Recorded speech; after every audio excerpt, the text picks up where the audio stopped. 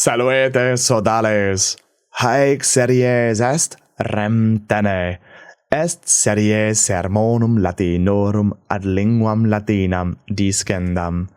Mihi nomen est Andreas, et hodie vobiscum de certamine summo harpasti Americani loqui velim. I'd like to talk with you all today about the highest contest of American football, about the Superbowl. Hodie vobiscum de certamine summo harpasti Americani loqui velim. Harpastum ludus athleticus Romanus fuit. Romani billa, with a ball, billa non folli, an inflated ball or a sack, folli ludebant. Regulas nescimus, sed ludum ipsum violentum fuis sescimus. Cum luderent multi cadebant vulnerati. Ludus igitur hodiernus, American football, Latine vocatur harpastum Americanum, quod valde similis est ludo antiquo. Quot annis, every year, quot annis mense februario, summum certamen harpasti Americani spectari potest. Can be watched, is able to be watched. Spectari potest. Duae turmae, teams, turmae, inter se certant, sed tantum una vincere potest. Multi, immo, plurimi homines hoc certamen spectant. Non solum certamen ipsum spectant, sed etiam spectaculum dimidii certaminis. The halftime show. Literally the show of half of the contest or the game. Spectaculum dimidii certaminis. In hoc spectaculo homines musici audiri et spectari possunt. Spectaculum est maximum et ornatissimum. Musici vocibus et instrumentis musicis canunt, et omnes saltant. Est spectatu dignum. It's worth the watch. Est spectatu dignum. Non solum certamen et spectaculum hoc spectari possunt, sed etiam nuntia mercium. Advertisements, commercials, literally announcements of goods.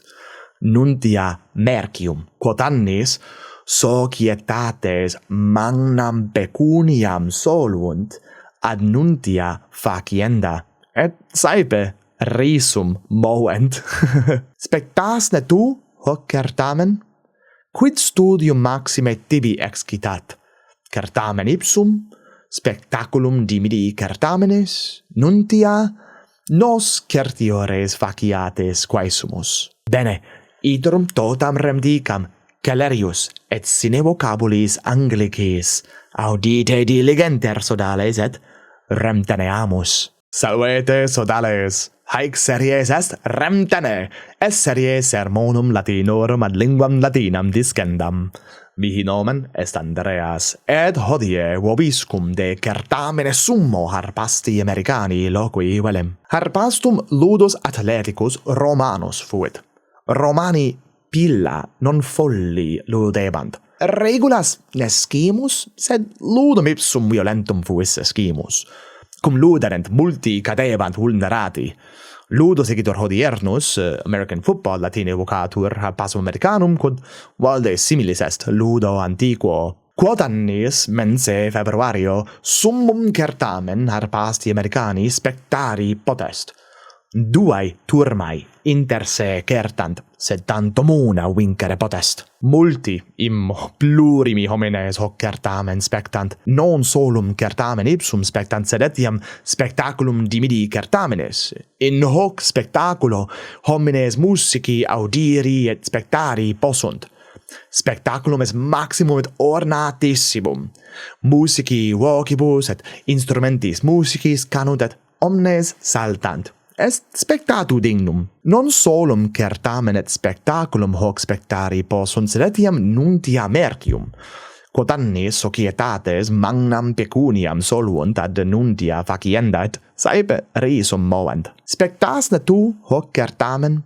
Quid studium maxime divi excitat? Certamen ipsum, spectaculum dimidi certamenis, nuntia, nos certiores faciates quae sumus. Bene, satis est, haec hodie habui quae dicerem. Gratias vobis agimus, quod nos loquentes auditis. Speramus fore ut hoc episodion vobis placuerit. Si placuit vobis hoc episodion, et spectate hoc, multum vobis placevit, curate, ut in proximum valeatis, et mementote sodales, Rem Tenē, verba sequentur.